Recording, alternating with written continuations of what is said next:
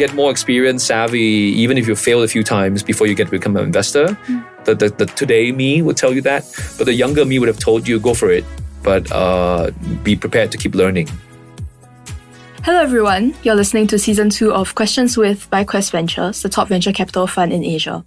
I'm your host Dorothy, and in today's episode, we will be speaking to a man with vast experience in the startup space. Let's welcome venture capitalist, angel investor, and founder of Aazon Mobility, James Chan. Thanks for being here with us, James. Alright, so let's start off with our first question. So let's go back to the very beginning. What got you into engineering in the first place? Perhaps share a bit more about your education at Carnegie Mellon, Stanford. Thank you, Dorothy. Yeah. It's great to be here. My name is James, and I'm the founder and CEO of Aazon Mobility. So this question brings me all the way back. Wow, it's been quite a while. This is 2002, yeah? So it's like over 20 years since. Yeah. It was a natural choice to go into engineering after my army military service in Singapore. I've always been a nerd geek my whole life. Yeah. And I had a lot of seniors in my computer science club extracurricular activity who went before me to CMU.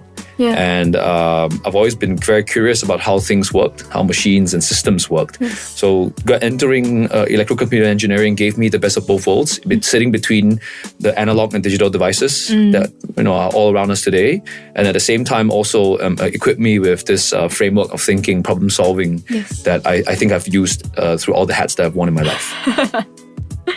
Okay. And then what made you divert then from engineering to specifically into EVs? Was there a specific wow moment that made you realize that EVs were the future? I've had quite a bit of a stint ever since I left school. I spent 3 years and 4 months in government, working in industry development, understanding infocom and the industry and growing that. I then moved on to the buy side in government before moving on to early stage venture capital in private sector when I prematurely terminated my scholarship contract. And later on then a serial entrepreneur, right? So I think EVs was something that I've always kept a close eye on. I think Tesla has blazed the trail and carrying so many mobile devices around me, even more today, I think lets me think constantly about bigger and bigger devices that can turn digital from the analog days.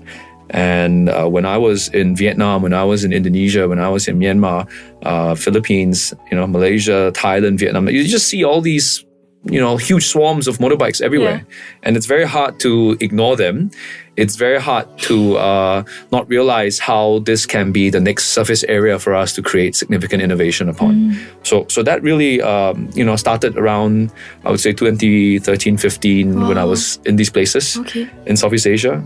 Definitely not Singapore. Singapore is not very much a motorcycle first market. And as I was looking for my next big thing after wrapping up my fintech stint, having exited, I decided to throw myself headfirst into the EV space, specifically motorbikes. Oh, so you really saw like that big market space, especially in Southeast Asia, and decided to go straight into it. Yeah, I think not just the market size, but also the timing, right? So I noticed that there were governments, especially Indonesia in Southeast Asia, were starting to look at how to transition their petrol-based transportation networks into electric ones, and there were regulatory and industrial level policy changes that were encouraging more of that. Right? So I decided to ride the waves, and instead of going on cars, which I think is a solved problem, we took on the motorbike challenge. I see. Okay. So then this really sets the stage for how you then got into Aazon Mobility in the first place. So tell me the story behind it. So I'm 41 this year. I am a father of 3. And I always look back, right? And I think about like what's next after every major milestone in life. And I decided that I was done just doing other people's biting or just helping or assisting, right? I really wanted to build my own company and go after this meaningful opportunity. The only way to do that would be to start my own company. The irony, in spite of all my past experiences, this is my first true startup. Okay. Right? The first true startup where I put my name to it and I fundraise for it and I build a team that where I'm entirely accountable to myself, my board, and my shareholders. And I think that's very empowering. And when I decided to make this plunge, that was a journey of no looking back, right? We really wanted to make this happen. And the great thing was to do that. The great or crazy thing to do that was to do that during the pandemic times. Oh, wow. Yeah. Okay. So I think that made it extra special. That made it extra difficult. Yeah. But I'm glad that we've got this far so far. Yeah. Yeah. So was there a specific moment where you noticed that you were maybe starting on something great? I don't think we're great yet. I think we're good. Okay. From good to great. I think history books will judge us. But I think the moment if I were to answer your question more straightforward, moment we realized something special wasn't so much seeing the various electric motorbike builds that we were putting together. I mean, that in itself was very satisfying. Seeing various increasingly mature iterations of our inaugural Aazon Mobius product, right, come together. We're on our 5th build right now. But really, I think the moment that I saw it being something special was when I saw the teams working together. Yeah. Amidst pandemic times, without traveling to China or to Indonesia, we were able to build a team in Shenzhen and a team in Jakarta, right, on top of the team in Singapore, and get them to work together. So as we fostered increasing levels of communication and collaboration amidst pandemic times with no face-to-face meetups, yet work on something hardware so difficult, complex, right? End to end, right? You're talking about full stack industrial design, mechanical, electrical, firmware, software, hardware. Not trivial. That was when I realized that we were onto something special here. Okay. Yeah. How did you put these very many teams together then? A bit of luck. I think luck plays a big role in a lot of entrepreneurs' success or failure, the lack of. But having said that, I think the Chinese saying I would invoke is 有志者事竟成 破釜沉舟. I think if there's a will, there's a way, and I really set out to make this happen. And I think that when you really want something hard enough in life, sometimes not always, the world conspires to help you out, right? So when we were out to look for our first hire in China, we poached from our failed ODM partners team, when a failed ODM collaboration team, right? When we wanted to get our first hire in Indonesia, I was looking within my past networks for that first person, right? So even in Singapore, there's a bit of serendipity in everything. When we hired Fred back from Yamaha Motors, when I was able to convince our chief vehicle engineer, Hosen, to join us, when I was able to convince my CTO, Calvin, to first invest, advise, and then join us, right? And when I was able to convince CNE, my Chief Product and Design Officer, who's been with me on 3 companies so far, this being the 3rd, right? He was number 3 in the company, you can say. I mean, all these are special moments where you just, go one milestone at a time, one person at a time, and convince them to join you on this crazy journey. That's when I think it was really, really, that's how we made it happen. I see. Then let's move on to Aazon Mobility's place in the region.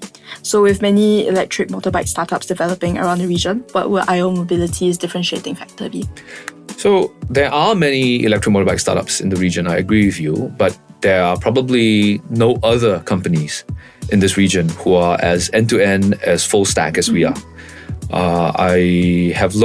We constantly scan the competitor landscape, and a lot of the players in this region are just taking from China, buying, adopting lighter or similar versions of our previous ODM strategy, original design manufacturer partner strategies, where they white label or just procure ready-made bikes from China, which is really a bicycle lane traffic market, which is very different from the motorbike market in Indonesia and the rest of Southeast Asia.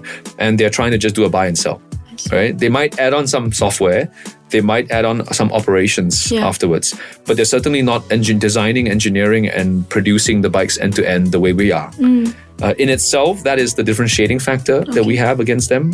And in itself is also the defensibility that we have, right? Being able to make the best trade-off between technology, form factor, design, usability, and create the firmware and software to support these features is what we think is the way, the only way. Yeah. Right. Wow, you really have a hand in every step of the process of the production. It's something that we have to do in order to find the perfect, there's nothing perfect in this world. Almost perfect. Yeah. Definitely. Only the best quality. Yes. And out of curiosity, where did the name Aazon Mobility come from? I've always liked physics, physics. Yeah. And if you think about it, all mobility companies have a mobility thing at the back. So it was easy to add it at the back. And then Aazon is, in electrical terms, electricity can conduct only because of moving ions, right? So Aazon Mobility in itself talks about the mobility of ions, but also Aazon as a brand and how we will enable a portfolio of mobility products built around electric power. Okay. And as for you yourself, you also have moved through many different industries. So as we stated at the earlier part of the interview, you also were in investing and an angel investor at the start of your career. So can you tell me more about that? Yeah, so I did start my career. Well, to be more technically correct, that was my first private sector stint. Right. I started my career as a public servant, encouraging and developing infocom technology industries in Singapore, inbound and outbound. Yep. But yes, as a VC fund manager, managing seed funds. In fact, I co-invested with James Tan, right, in Burpo a long time ago. And later on, as an angel investor, I'm most recently an investor in GetGo, right, also a mobility company. And having now become a founder of Aazon Mobility, I think people always like to ask me this question, right? What does it mean when you wear all these hats, wear all these functions, and how does it help me? And how does it potentially hinder me? Or how does it help? How do I juggle these hats? So I would say that it's better to have these hats than not have them in the first place. It gives me more perspectives of how I should or can interact with my board, my investors, prospects. It helps me become a better founder because I understand both the buy and the build side. And I also understand the government side, why certain things are necessary. Yeah.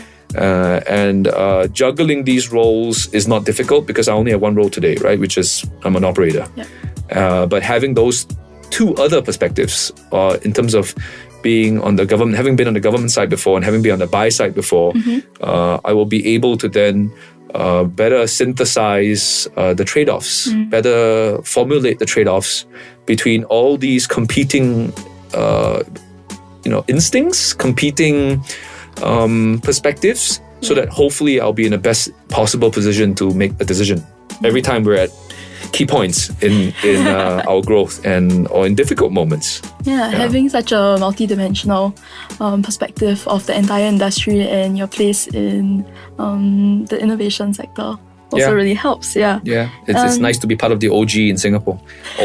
Although definitely not stuck on the investing side. I've moved on since. Then what would you say would be the greatest similarity or difference? Both investor and entrepreneur, I think, is very, very similar actually. More similar than people realize. Okay. I think investors, if you're a professional investor, then you're managing other people's money, and your venture fund is no different from a startup. Yep. You have to raise money, you have to run the fund, you have to build your team, you have to pick good companies, you have to execute on the portfolio strategy and manage the exits and the downside, right? In the case of an entrepreneur, it's very similar, but the sequences and steps and the strokes are a bit different. Okay. But you still have to build your team, raise the money. So, it's not as sexy to be an investor. Neither is it so. Neither is it less or more tiring to be an entrepreneur. So I would say it's actually quite similar. But of course, the payoff is very different. The approach is very different. Startups tend to be bottoms up, whereas investors tend to be top down. Yeah. And I think having been on both sides, I can appreciate both perspectives, pretty well. Okay. And then let's come back to Aazon Mobility for a bit. So instead of starting in Singapore, you started in Indonesia, am I right? We are intending for Indonesia to be our first go-to-market. Okay. We did start by building the team in Singapore, but very quickly after we added our teams in Jakarta and Shenzhen. Yeah.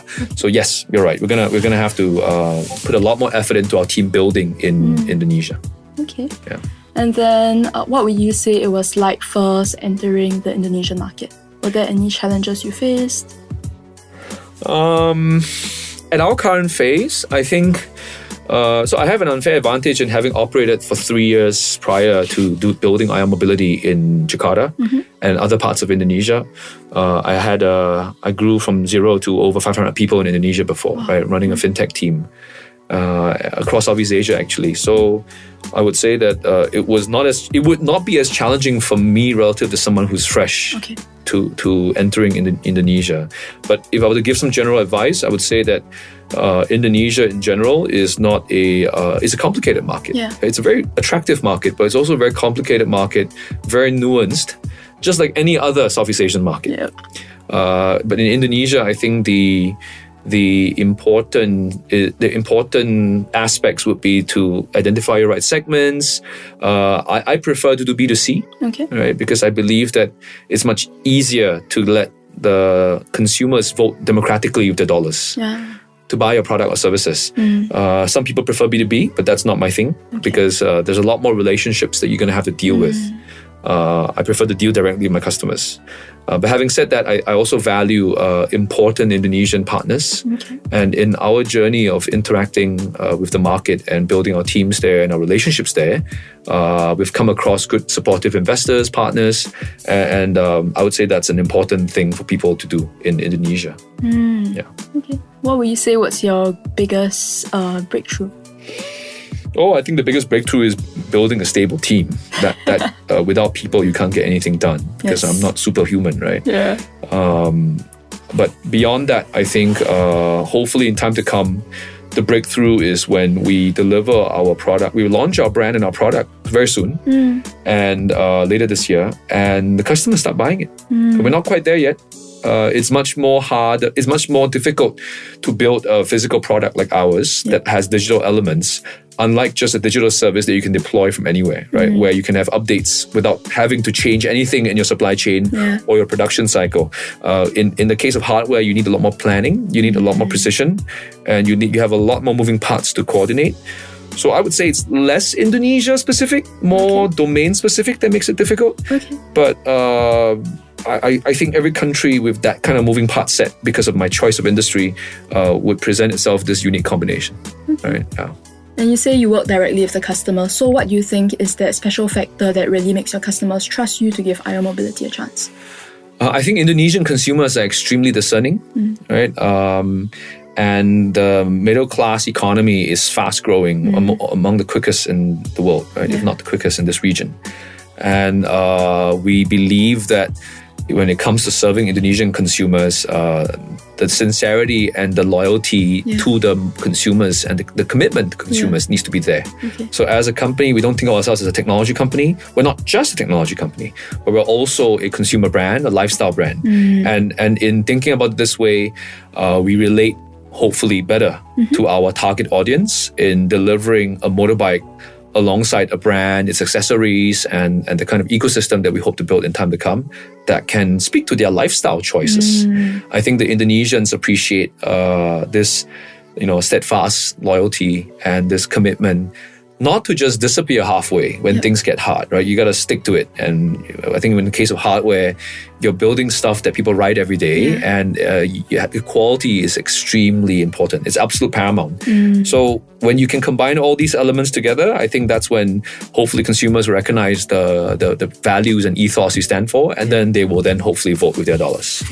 Yeah, so that's roughly how we're going to go do it. Yeah, I hear a lot of attention to the nuances of culture and their lifestyle as well. Yeah, my bahasa is not quite up there, but very basic stuff, no problem.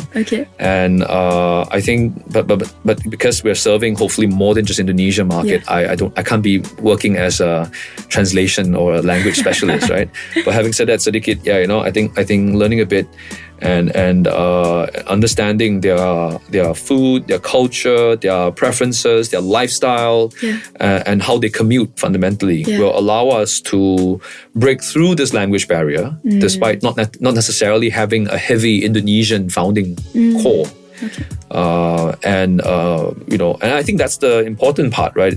To be able to integrate across the various markets that we go after in Southeast Asia, not just Indonesia, and put ourselves in their shoes and build products, services, combination with the brand and the after-sales services to really serve them well, no matter where we go. Right, then beyond Indonesia, so let's go into the larger region of Southeast Asia. Do you think Southeast Asia has a shot of being an EV powerhouse? I think that's a difficult prediction to make. I don't think Southeast Asia is a country like China which can dictate its destiny and planning with far tighter control, less degrees of freedom. I think left to itself, Southeast Asia would have no chance of being an EV powerhouse. But therein lies the opportunity, right? The governments need to work hand in hand with industry, and as a pan-Southeast Asian company, we really think that we will play a big role in the coming years to define standards, define the tech and the processes for quality and assembly and technology and charging networks and connectors and all that will be role in this private-public partnership with the country, its people and consumers as contributors to our platform, right, and products, to transform the supply chains, transform the industrial processes, and in the process, work hand in hand to create value, delivering more innovative products. So I think if we can play our part in supporting the customers through our products as they transition to electric mobility lifestyle, in supporting the workers with skills, know-how, supply chain transformation, quality, tech, and in working hand in hand with the government to define, sandbox, prototype, innovate on standards and process and new technologies that they can adopt. I think this will help the region as a whole have a chance. Not necessarily be a powerhouse. I think everyone overuses the powerhouse word, but it's an easy word to use. But then I think we would then be able to accelerate the transition to an electric mobility and hopefully give planet Earth a chance. So to summarize, there will really be a lot of working hand in hand with the government as well as with your customers. Yeah, that's the thing, right? If it goes back to your earlier point about competitors, it's not just about making a motorbike. I mean, it's not just about selling the motorbike. It's not just about being able to produce something reliable. That it's not just about launching a brand. There's a lot that goes behind this business. It's not straightforward to do this here because there's not an established an investor ecosystem for hardware. Deep tech. We're not quite deep tech, we're hard tech, right? We're not really building rockets going to Mars and all. We're not even building cars. But having said that, there's still a fair amount of technical complexity we have to solve, fair amount of usability, understanding market and users and the way they interact with these electrical devices that are now becoming far more digital than their combustion predecessors have ever become. And hopefully drive new ways of treating them as a different part of their life as they go about their day going forward. Right? So I really hope that we have a chance to do that. And it is with this basis that I've been so fortunate to secure the support of investors like Quest and other investors from Singapore and beyond. As we go on this difficult, long journey.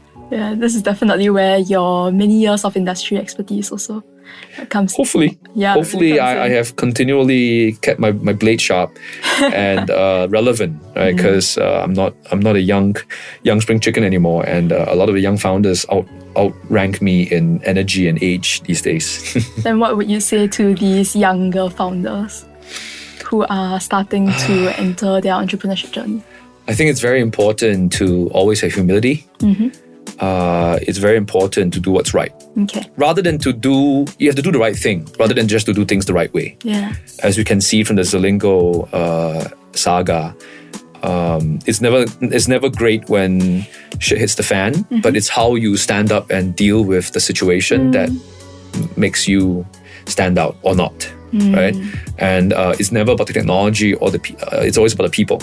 And if you have the right principles, the right ethos, and you treat people consistently, and you have humility, it doesn't matter whether you're young or old, right? Older, I hope I'm not so old, but when you have that humility balancing it all out, I think luck can play a smaller role hopefully in your success. So the right principles, consistency, and humility. Yes. And in 5 years' time, where do you see IO Mobility? I hope we will have more people in our team. I hope we will have a very well-established supply chain of partners. I hope that we have a huge stable of customers across Southeast Asia, key markets that we're going after.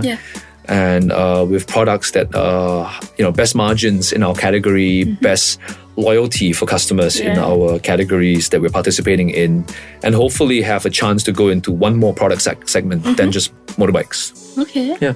I wouldn't think about just exits anytime soon. Okay. After all, this is my, 下半身, my next half of my life's career, hopefully my last company. So I don't think I'll be exited from the company anywhere near the 5-year mark. Okay. Yeah. Can you give any small hints as to what kind of products you'll be looking at? I think given that we are end-to-end full stack, it's not difficult to envision that we have an eye on the battery energy storage product category. Yeah. But it remains to be seen how ESS, as they often call it, energy storage solutions, can and should be adapted to our region, which is largely brown energy powered. How can batteries in different form factors, not necessarily in a full swap category, kind of dependency, right? Because I think if you have too much swap batteries lying around, it's very environmentally unfriendly because these lithium and nickel are just sitting down there idle. But to have the right mix of lithium, nickel, or even other chemistry of batteries, augment the grid and bring about a more efficient and stable emerging Southeast Asia electrical grid, and hopefully change the lives and economy of the countries. So that's the second product category.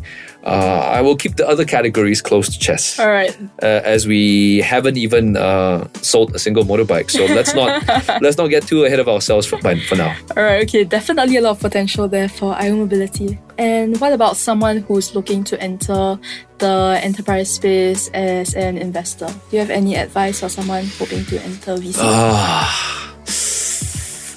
The younger me would have said, so I'll give two pieces of advice from two different perspectives, right? Yes. The younger me would have advised, wearing the investor hat back then, would have advised them to be very knowledge thirsty, hungry, be fast to learn, and be widely read and develop a view.